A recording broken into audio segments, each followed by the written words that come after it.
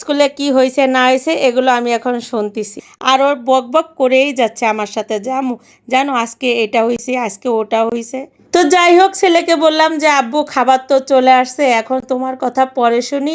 আর এই যে আমাদের খাবার কিন্তু এক এক করে সব চলে আসলো। তো এই যে আমাদের খাবার কিন্তু চলে আসলো, আর আমরা এক একজন এক এক ধরনের খাবার অর্ডার দিয়েছিলাম। আর আমার কেন জানি এখন আর গরুর মাংসর কোনো কিছু খেতেই ইচ্ছা করছে না, তো আমি এই জন্য চিকেনের নিলাম। আর আমার বড় ছেলে আবার কাচ্চি নিল। তো খাবারটা খুবই মজার ছিল, মানে এত খিদে পেটে এখন তো যাই খাবো ওটাই মজা লাগবে, কি বলেন? কি জ্বালা বলুন তো, আমি কিন্তু এখন ভিডিও এডিট করতেছি। আমার কিন্তু ভিডিও এডিট করতে করতে আবার এগুলো খাবার দেখে আবার ক্ষুধা লেগে গেল। আমি ভেবেছিলাম যে রাত্রে আমি কিছুই খাবো না, কারণ আমি ডায়েটের ভিতর। এখন আমার কিন্তু আর ডায়েট মেট হবে না।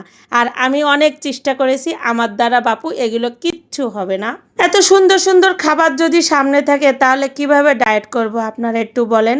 তবে যাই হোক, আসল কথাই ফেরত যাই, মানে আমার বাচ্চাদের এত খিদে লেগেছিল, ওদের খাওয়া দেখেই বুঝতে পারতেছেন, মানে অনেকক্ষণ না খাওয়া ছিল তো। আর ব্যাংকের ভিতর যেহেতু ছিল সেহেতু তো ওদের কোনো খাবারও কিনে দিতে পারিনি, তো পেয়ে দেখেন একা একাই খেয়ে নিচ্ছে বাচ্চারা।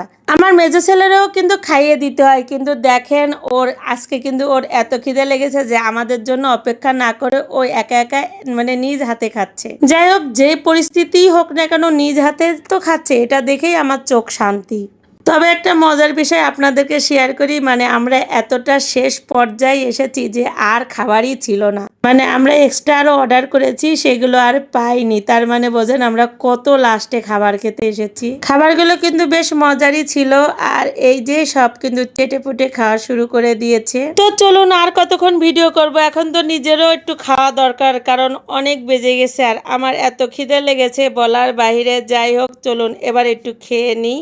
তো আপনাদের ভাইয়াকে বললাম যে তুমিও শুরু করো, সেও শুরু করিনি, কারণ আমি খাচ্ছি না বলে সেও খাচ্ছে না। শুধু আমার কাছে কেন, প্রত্যেকটা স্ত্রীর কাছেই ভালো লাগবে, কারণ স্বামী তার জন্য বসে রয়েছে, এটা তো খুবই ভালো লাগার বিষয়, তাই না? তো প্রতিটা প্লেটেই কিন্তু ডিম দিয়েছিল, আর এই যে চিকেন আমার এই দেখেন চলে আসলো। যাই হোক, চলুন এখন বেশি কথা না বলে খেয়ে নিই। আমরাও জানেন ছোটবেলায় এরকম কিছুদিন পর পর বাবার হাত ধরে বাবার হাত ধরে রেস্টুরেন্টে যেতাম খেতে। আজকে যখন সবাই মিলে আমরা বসে খাচ্ছি রেস্টুরেন্টে, ঠিক আমার সেই ছোট্টবেলার কথা মনে পড়ে গেল। ছোট্টবেলাও না, আমরা ভাই বোন সবাই মিলে আমার বাবার হাত ধরে যেতাম রেস্টুরেন্টে খেতে। আর যে যাই বলুক ভাই, আমার সোনার হরিণ চাই, মানে এই কথা কেন বললাম দেখে, খাচ্ছি তো যে যার মতো খাবে, এটাই তো স্বাভাবিক। কিন্তু আমার ছেলের কিন্তু মানে আমার বড় ছেলের আমার দিকে খেয়াল।